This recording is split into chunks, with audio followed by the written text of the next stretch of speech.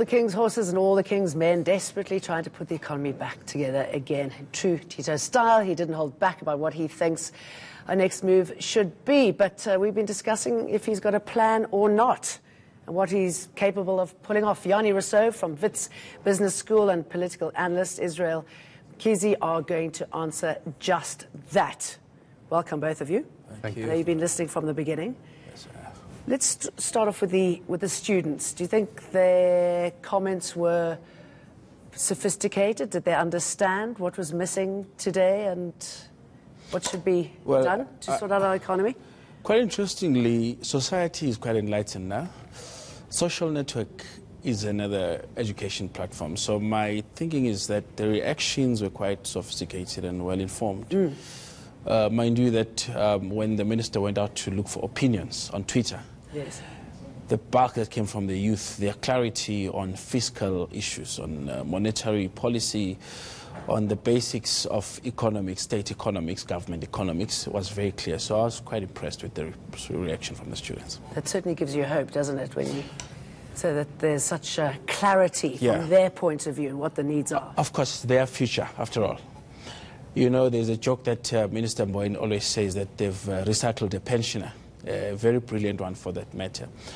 But it goes out to look for opinions, because orthodox economic thinking of the establishment, if you will, always assumes that the parameters of economics, as we know them, sort of are cut in stone. But there's a lot of changing dynamics, and there's a lot of stuff that economic theorists didn't see when they were conceptualizing some of the profound, important main macro frameworks of economic thought, which the new crop of students and youth thinkers that are actually coming up with lately, yeah. And Jannie, your observations? I mean, they were incredibly articulate about what they wanted to see going forward. Now, being an academic, I have to give them a mark for their performance. Of course, I would give them 8 out of 10. I would have given them 10 out of 10 if they also focused on the fact that the military will be involved in sorting out problems in the Vaal area around sanitation, water articulation, etc. That would be one additional mark. And lastly, if they made reference to the fact that the minister, the previous governor of the central bank, I should hasten to add, did focus on the relationship between him and the governor, Mr. Lesetja Ganyago, and how important that relationship is, then they would have had full marks. I hope they're sitting there taking notes. I want to talk more about the military intervention, because that certainly was something that made you stand up. But we've got a caller on the line, Mike from Newlands. He says that this can't be an academic conversation. Why do you say that, Mike? Oh, hi, good evening. Good evening, Jane, and good evening to your panel. Simply because we have an election next year. The ANC's track record on putting the country first is, well, seriously non-existent. You know, if you actually look at the budget today, the bailout of the SAA was just shocking, and that basically says business as usual. Nothing is going to change under this new administration. There was no talk of really convicting or anybody really being taken to jail for all the corruption that we're going down. We look at all the commissions we have, nothing is happening at all. The cabinet, I would have thought maybe just a token effort from our Minister of Finance to say, well, okay, we're going to cut back on the cabinet and all the ministers and all the perks. Absolutely nothing happened there today. And then he proudly announced we're 27 million rand in the red, in the red, and I have absolutely no answer for that, but hinted on the fact, and if he didn't hint, it doesn't take a blind man to see that next year, this time, we'll be facing serious taxes. So this budget was about keeping the ANC in power, and nothing more and nothing less. Thank you, Mike. Israel, is it all about politics? Well, I'm not sure if we were listening to the same speech with the caller, particularly on the issue of that no one is going to be sent to face the music for business misconduct. Well, he did say they would, but we have yet to see anybody go to jail. Yeah, but the place of the midterm budget policy statement is not to convict anyone. But I was very impressed with the daring, and even the opposition, they clapped, with the daring tone of the minister when he didn't mince his word. He said people who are corrupt or have been found corrupt must face the music. Now, for me, that was a very, very different tone, because sometimes you find that there is those words are said in a very diplomatic way. But again, he also included that, I mean, we're facing the VBS report, for instance, and we also have the Steinhoff report. Now, you would want to apply a rather non-balanced and sort of partial approach towards correcting those mismanagement within, I mean, particularly the monies of shareholders, because he actually clearly said that the poor, I'm quoting his words, the poor who had banked with VPS, they have been paid their money, of course, with the certain instruments of the banking sector. We all know which bank is paying them. But the biggest losers are the shareholders and the municipalities. And he said they will go into book, and yesterday they were thorough deliberation by the Minister of Culture dealing with what is going to happen.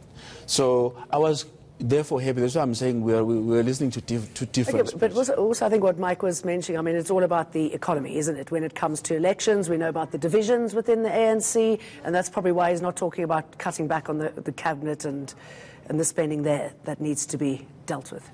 The matter of the size of the cabinet is, of course, not within the control of the Minister of Finance. It's within the control of the President. So we should probably wait for the presidential... Yes, but he was sort of budget vote. Touching all topics, wasn't he? He was... Fair enough. But I, like Mike, favour a reduction in the size of the cabinet. I've listened with great attention to the people just before us talking on the SMMEs. For one, we can close the Ministry of Small Business. That ministry and that minister has achieved nothing for small business. Well, clearly. And that ministry costs about 50 million rands.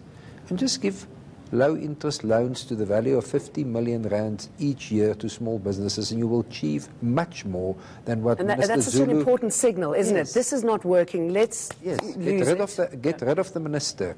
The minister achieves nothing. The minister makes no difference, earns a big salary. All right, we've got another caller. Louis from Richards Bay. Jane? Go ahead, Louis. Jane, we got salary pads that are VAT-free. Yeah. Okay? But we got condoms that are free. Yes. You got that. Okay. So don't you think that salary pad is a daily thing that... Go ahead. So you're saying that sanitary towels should also be free? No, exactly. Yes. Agreed. All right. Thank you for that. Yeah, thank you. Well, my reaction is that the South African society and the Gini coefficient, the difference between the rich and the poor, and in a context where revenue is so low in South Africa, while you have to have a little bit of a higher revenue for the state to extract some taxes in order to support the public, the social infrastructure. Those disparities, for me, sort of make it a little bit hard for any finance minister to really read a speech that is going to be pleasing across. Of course, I was interested, and I'm still going to deliberate further, on the gains from the 1%, which was added in February. We went from 14 to 15%. I want to see what that 1% has actually achieved, you know, because has it actually sort of sustained the revenue within a very increasing deficit? Has it assisted at least what would happen if there was no 1% increase? Would the gap be that wide? I mean, with the deficiencies in SARS. So I'm interested in all those issues. But Jannie, any comment on that? The budget indication was that the VAT increase will raise about 22 billion rands additionally.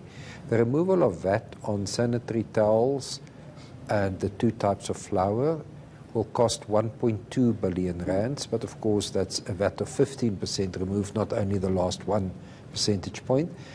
And I've heard some debate about it earlier, and please note this will only be from the 1st of April 2019.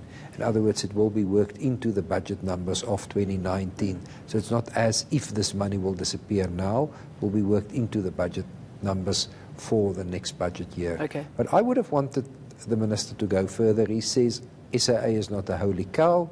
You should just have closed it. Give it away, the thing will never fly. And then, of course, I have my pet hobby.